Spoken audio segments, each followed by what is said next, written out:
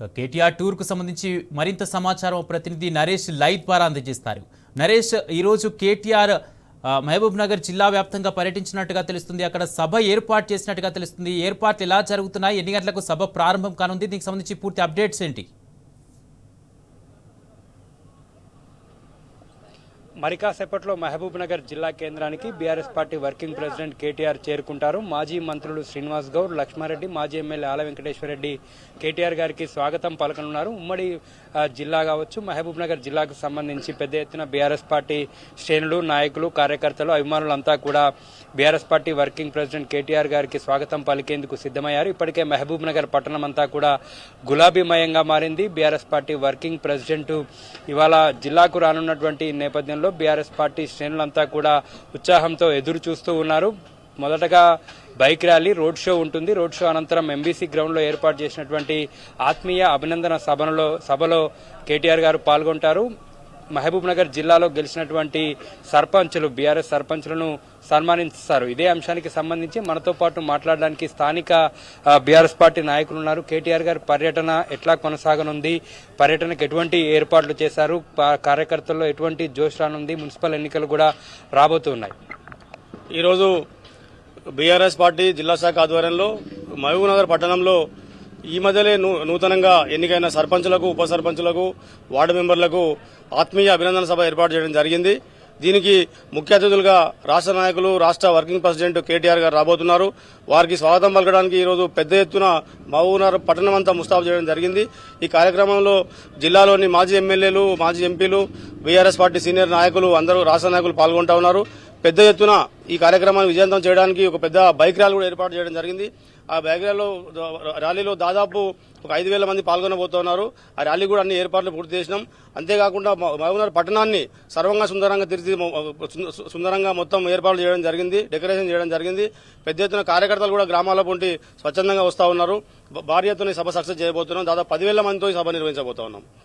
మీరు చెప్పండి, కేటీఆర్ గారి పర్యటన ఎట్లా ఉత్సాహం నింపనుంది? బీఆర్ఎస్ పార్టీ శ్రేణుల్లో ఎన్నికలు కూడా రాబోతా ఉన్నాయి. ఇవాళ మున్సిపాలిటీలో కూడా సభను ఏర్పాటు చేశారు.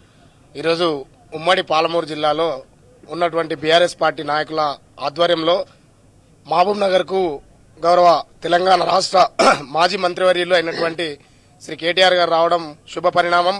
అయితే కాంగ్రెస్ పార్టీ 2 సంవత్సరాల్లో చేస్తున్నటువంటి అభివృద్ధి ఏ విధంగా ఎవరికి కూడా నచ్చడం లేదు.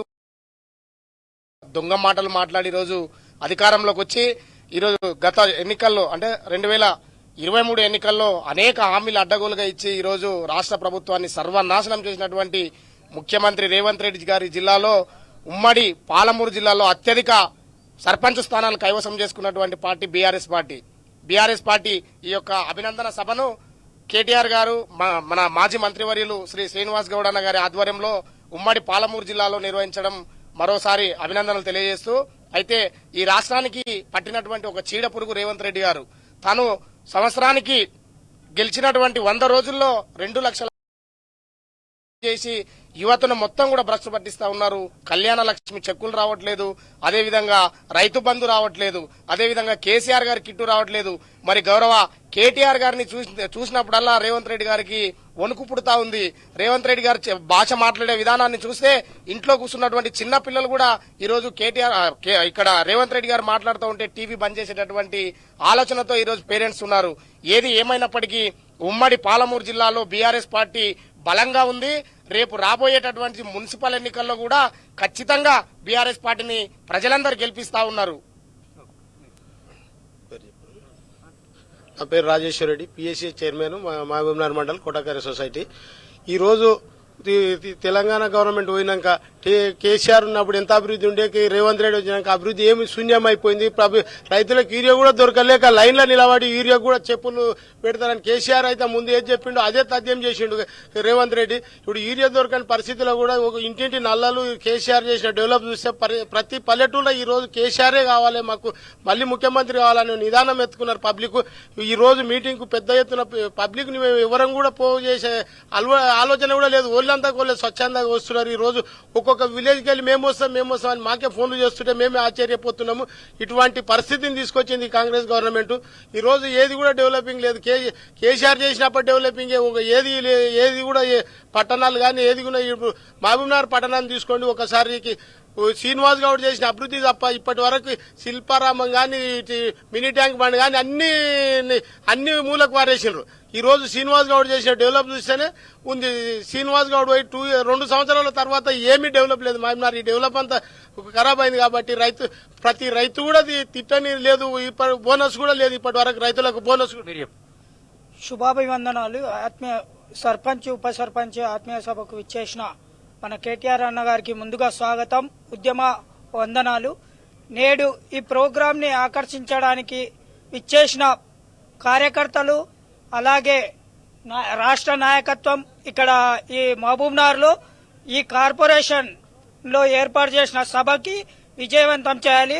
మొట్టమొదట కాంగ్రెస్ పార్టీని బొందబెట్టడం ఇక్కడ నుంచే శంకరం ప్రారంభమవుతుంది. రేపు రాబోయే మున్సిపాలిటీ ఎన్నికల్లో విజయకేతనం ఎగిరించి ఇక్కడ కాలర్ ఎగరేస్తాము. ఈ రాష్ట్రాన్ని శస్యశ్యామలం చేయాలంటే సారే కావాలి కారే రావాలి అనే నినాదంతో ఈ ప్రజానికానికి నాంది పలకబోతున్నాం. ఈ సభ విజయవంతమైన తర్వాత సారు కేసీఆర్ సారు కారు ఈ 2 అంశాలతోటే మేము ముందుకెళ్లాలని కోరుకుంటున్నాం. మరి కాసేపట్లో BRS party working president KTR Mahabubnagar జిల్లా కేంద్రానికి చేరుకుంటారు. ఇక్కడ మాజీ మంత్రులు శ్రీనివాస్ గౌడ్, లక్ష్మారెడ్డి, మాజీ ఎమ్మెల్యే ఆల వెంకటేశ్వర రెడ్డి కేటీఆర్ గారికి ఘన స్వాగతం పలుకుతారు. అనంతరం రోడ్ షో ఉంటుంది, బైక్ ర్యాలీ ఉంటుంది. ఇప్పటికే వేలాది బైక్లతోటి బీఆర్ఎస్ పార్టీ శ్రేణులంతా కూడా సిద్ధంగా ఉన్నారు. రోడ్ షోల బైక్ ర్యాలీ రోడ్ షో తర్వాత ఇక్కడ ఎంబీసీ గ్రౌండ్ లో ఏర్పాటు చేసినటువంటి సభలో కేటీఆర్ గారు పాల్గొంటారు. ఇక్కడ ఉమ్మడి మహబూబ్ నగర్, నారాయణపేట జిల్లాలో గెలిచినటువంటి బీఆర్ఎస్ పార్టీ సర్పంచులను సన్మానిస్తారు. వారికి ఏర్పాటు చేసినటువంటి ఆత్మీయ అభినందన సభలో పాల్గొంటారు. తెలంగాణ వ్యాప్తంగా కూడా బీఆర్ఎస్ పార్టీ సర్పంచులు అధికార పార్టీని ఎదిరించి ఎటువంటి అండదండలు లేకున్నప్పటికీ కూడా అధికార పార్టీని ఎదిరించి డబ్బు మద్యం విచ్చలవిడిగా అధికార పార్టీ నేతలు పంచినప్పటికీ కూడా తెగించి కొట్లాడి బీఆర్ఎస్ పార్టీ సర్పంచులు విజయం సాధించారు. ఈ నేపథ్యంలోనే వారందరికీ కూడా భరోసా కల్పించారు. వారందరినీ కలవాలనేటటువంటి ఉద్దేశంతో తెలంగాణ వ్యాప్తంగా కూడా BRS party working president KTR పర్యటిస్తూ ఉన్నారు. సర్పంచులందరికీ కూడా భరోసా కల్పిస్తున్నారు. రాబోయేది బీఆర్ఎస్ ప్రభుత్వమే, మీరంతా కూడా ధైర్యంగా ఉండండి, అధికార పార్టీ చేసేటటువంటి అరాచకాల మీద కొట్లాడండి అంటూ BRS party working president BRS సర్పంచులకు దిశానిర్దేశం చేస్తున్నారు. మరోవైపు మున్సిపల్ ఎన్నికలు రానున్నటువంటి నేపథ్యంలో మహబూబ్ నగర్ మున్సిపాలిటీ నుంచే మున్సిపల్ ఎన్నికల ప్రచారానికి BRS party working president KTR శ్రీకారం చుట్టనున్నారు. ఎన్నికల్లో ఎటువంటి వ్యూహాలతో ముందుకెళ్లాలి, కాంగ్రెస్ ప్రభుత్వ వైఫల్యాలను ప్రజల్లోకి ఏ విధంగా తీసుకెళ్లాలనేటువంటి అంశం మీద BRS party working president KTR garu ప్రసంగించనున్నారు. Right, thank you Naresh.